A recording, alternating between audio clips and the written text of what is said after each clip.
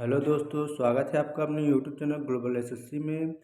पिछले वीडियो में हमने डिस्कस किया था संपूर्ण भारतीय संविधान के विभिन्न भाग 5 के बारे में।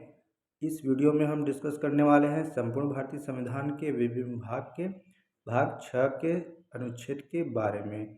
तो आइए शुरू करते हैं। भारतीय संविधान के भाग 6 में राज्य का वर्णन है और अध्याय 1 साधारण है, जो अनुच्छेद 152 के अनुसार परिभाषा दी गई है।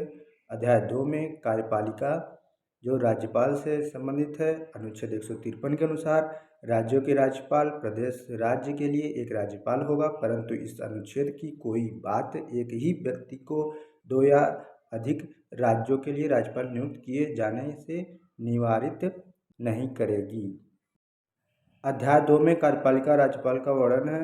अनुच्छेद 154 के अनुसार राज्य की कार्यपालिका शक्ति का वर्णन है। पहला है, राज्य की कार्यपालिका शक्ति राज्यपाल में निहित होनी होगी और वह इसका प्रयोग इस संविधान के अनुसार स्वयं या अपने अधीनस्थ अधिकारियों के द्वारा करेगा।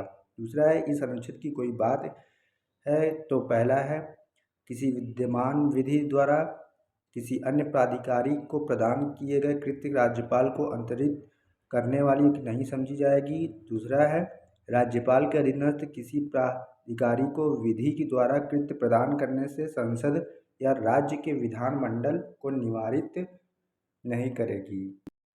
अनुच्छेद 155 के अनुसार राज्यपाल की नियुक्ति का वर्णन है। अनुच्छेद 156 के अनुसार राज्यपाल की पदावधि का वर्णन है। पहला है, राज्यपाल राष्ट्रपति के साथ पर्यंत पद धारण करेगा।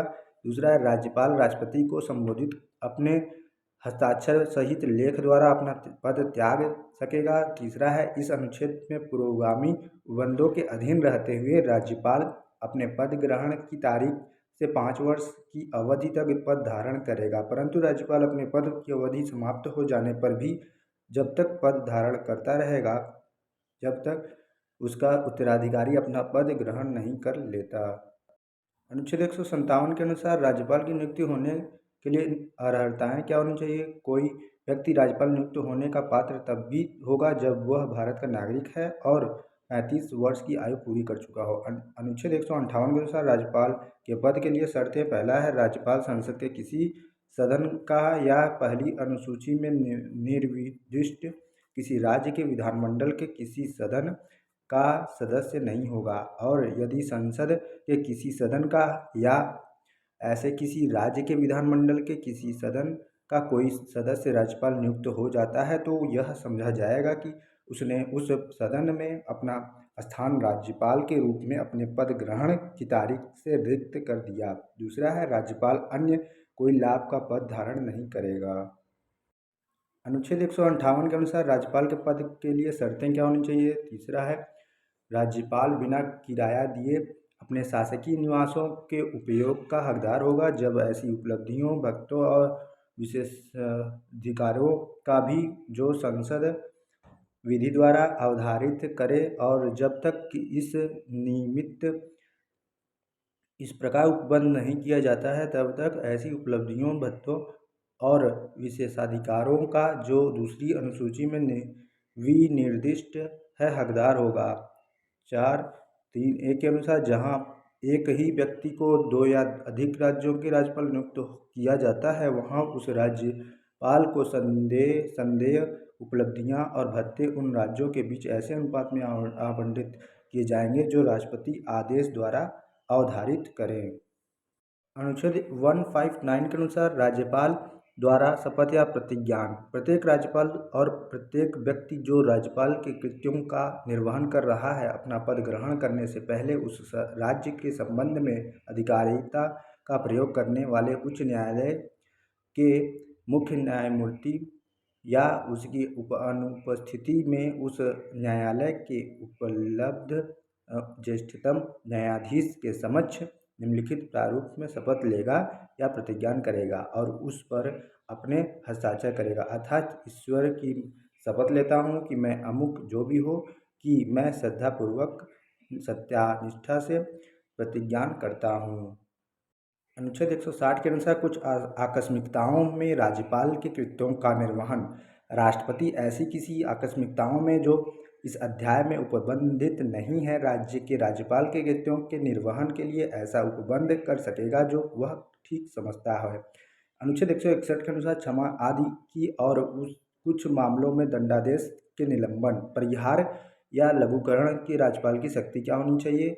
किसी राज्य के राज्यपाल को उस विषय संबंधी जिस विषय पर उस राज्य की कार्यपालिका शक्ति का विस्तार है, किसी विधि के विरुद्ध किसी अपराध के लिए सिद्धि दोष ठहराए गए किसी व्यक्ति के दंड को क्षमा, उसका प्रविलंबन, विराम या परिहार करने की अथवा दंडादेश में निलंबन, परिहार या लघुकरण की शक्ति होगी। अनुच्छेद 162 के अनुसार राज्य के कार्यपालिका शक्ति का विस्तार इस संविधान के उपबंधों के अधीन रहते हुए किसी राज्य के कार्यपालिका शक्ति का विस्तार उन विषयों पर होगा जिनके संबंध में उस राज्य के विधानमंडल को विधि बनाने का शक्ति है।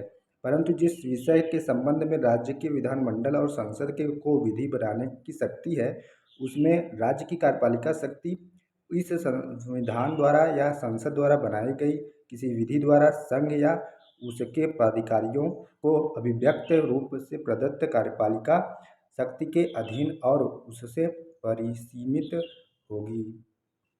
अनुच्छेद 163 के अनुसार राज्य को सहायता और सलाह देने के लिए मंत्रिपरिषद पहला है जिन बातों में इस संविधान द्वारा या इसके अधीन राज्यपाल से यह अपेक्षित है कि वह अपने कृत्यों या उनमें से किसी को भी अपने विवेकानुसार करे, उन बातों को छोड़कर राज्यपाल को अपने कृत्यों का प्रयोग करने में सहायता और सलाह देने के लिए एक मंत्रिपरिषद होगी जिसका प्रधान मुख्यमंत्री होगा।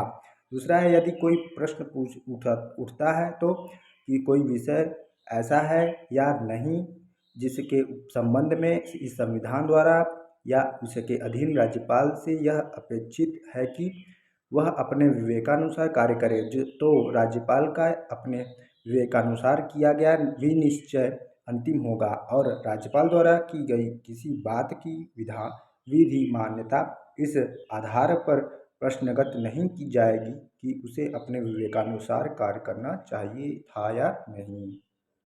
अनुच्छेद 164 के अनुसार मंत्रियों के बारे में अन्य उपबंध पहला है मुख्यमंत्री की नियुक्ति राज्यपाल करेगा और अन्य मंत्रियों की नियुक्ति राज्यपाल मुख्यमंत्री की सलाह पर करेगा तथा मंत्री राज्यपाल तथा के प्रसाद पर्यंत राज्यपाल के प्रसाद पर्यंत अपने पद धारण करेंगे, परंतु बिहार, मध्य प्रदेश और उड़ीसा राज्यों के जनजातियों के कल्याण का भार साधक एक मंत्री होगा जो साथ ही अनुसूचित जातियों और पिछड़े वर्गों के कल्याण का या किसी अन्य कार्य का भी भार साधक हो सकेगा। अनुच्छेद 164 के अनुसार मंत्रियों के बारे में अन्य उपबंध पहला क है किसी राज्य के मंत्रिपरिषद में मुख्यमंत्री सहित मंत्रियों की कुल संख्या उस राज्य की विधानसभा के सदस्यों की कुल संख्या के 15% से अधिक नहीं होगी, परंतु किसी राज्य के मुख्यमंत्री सहित मंत्रियों की संख्या 12 से कम नहीं होगी, परंतु यह और कि जहां संविधान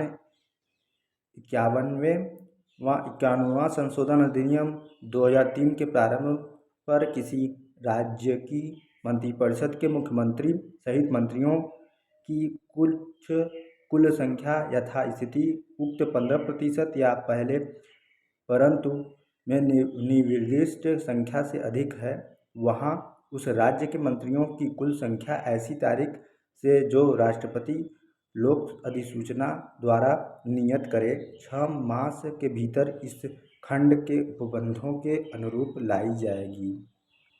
अनुच्छेद 164 के अनुसार मंत्रियों के बारे में अनुबंध पहला ख है किसी राजनीतिक दल का, किसी राज्य के विधानसभा का या किसी राज्य के विधानमंडल के किसी सदन का जिसमें विधान परिषद है कोई सदस्य जो 10वीं अनुसूची में पैरा 2 के अधीन उस सदन का सदस्य होने के लिए निरहित है, अपनी निरता की तारीख से प्रारंभ होने वाली और उस तारीख तक जिसको ऐसे सदस्य के रूप में उसकी पदावधि समाप्त होगी या जहां वह ऐसी अवधि की समाप्ति के पूर्व यथास्थिति किसी राज्य के विधानसभा के लिए या विधान परिषद वाले किसी राज्य के विधानमंडल के किसी सदन के लिए कोई निर्वाचन लड़ता है, तो उस तारीख तक जिसको वह निर्वाचित घोषित किया जाता है उनमें से जो भी पूर्वोत्तर हो की अवधि के दौरान खंड 1 के अधीन मंत्री के रूप में नियुक्त किए जाने के लिए भी निर्धारित होगा।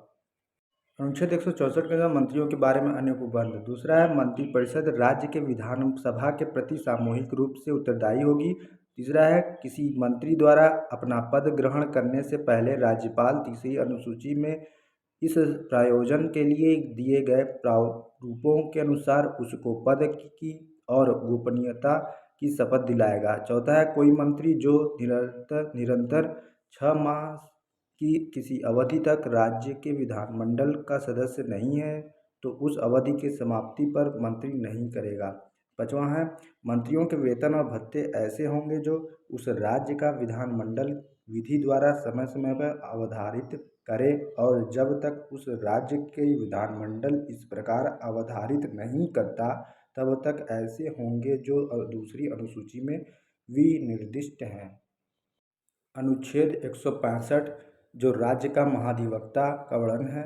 राज्य का महाधिवक्ता पहला है, प्रत्येक राज्य का राज्यपाल उच्च न्यायालय का न्यायाधीश नियुक्त होने के लिए अर्हित किसी व्यक्ति को राज्य का महाधिवक्ता नियुक्त करेगा। दूसरा है, महाधिवक्ता का यह कर्तव्य होगा कि वह उस राज्य की सरकार को विधि संबंधी ऐसे विषयों पर सलाह दे और विधिक स्वरूप के ऐसे अन्य कर्तव्यों का पालन करे जो राज्यपाल उसको समय समय पर निर्देशित करे या सौंपे और उन कृत्यों का निर्वहन करे जो उसको उस संविधान अथवा तत्समय प्रवृत्त किसी अन्य विधि द्वारा या उसके अधीन प्रदान किए गए हों। तीसरा है, महाधिवक्ता राज्यपाल के प्रसाद पर्यंत पद धारण करेगा और ऐसा पारिश्रमिक प्राप्त करेगा जो राज्यपाल अवधारित करे। अनुच्छेद 166 के अनुसार राज्य की सरकार के कार्य के संचालन। तीसरा है, राज्यपाल राज्य की सरकार का कार्य अधिक सुविधापूर्वक किए जाने के लिए और जहाँ तक वह कार्य ऐसा कार्य नहीं है जिसके विषय में इस संविधान द्वारा या इसके अधीन राज्यपाल से यह अपेक्षित है कि वह अपने विवेकानुसार कार्य करे, वहाँ तक मंत्रियों में उक्त कार्य के आवंटन के लिए नियम बनाएगा। अनुच्छेद 167 के अनुसार राज्यपाल को जानकारी देने आदि के संबंध में मुख्यमंत्री के कर्तव्य। पहला है, राज्य के कार्यों के प्रशासन संबंधी और विधान विषयक प्रस्तावनाओं संबंधी मंत्रिपरिषद के सभी विनिश्चय राज्यपाल को संसूचित करे। दूसरा है, राज्य के कार्यों के प्रशासन संबंधी और विधान विषयक प्रस्तावनाओं संबंधी जो जानकारी राज्यपाल मांगे वह दे। और तीसरा है, किसी विषय को जिस पर किसी मंत्री ने विनिश्चय कर दिया है किंतु मंत्रिपरिषद ने विचार नहीं किया है, राज्यपाल द्वारा अपेक्षा किए जाने पर परिषद के समक्ष विचार के लिए रखे। अनुच्छेद 168 के अनुसार राज्यों के विधानमंडलों का गठन। पहला है, प्रत्येक राज्य के लिए एक विधानमंडल होगा। दूसरा है, अन्य राज्यों में एक सदन से मिलकर बनेगा। दूसरा है, जहाँ किसी राज्य के विधानमंडल के 2 सदन हैं वहाँ एक का नाम विधान परिषद और दूसरे का नाम विधानसभा होगा और जहाँ केवल एक सदन है वहाँ उसका नाम विधान सभा होगा।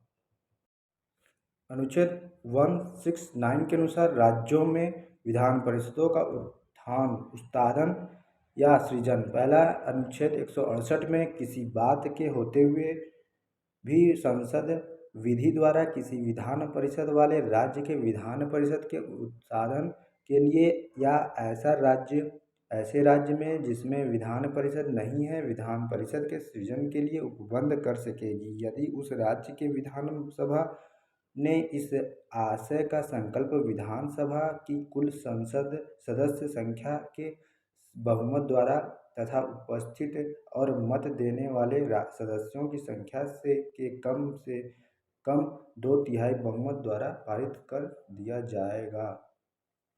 इस वीडियो में इतना ही दोस्तों। अगले वीडियो में हम 170 अनुच्छेद का वर्णन करेंगे। धन्यवाद दोस्तों।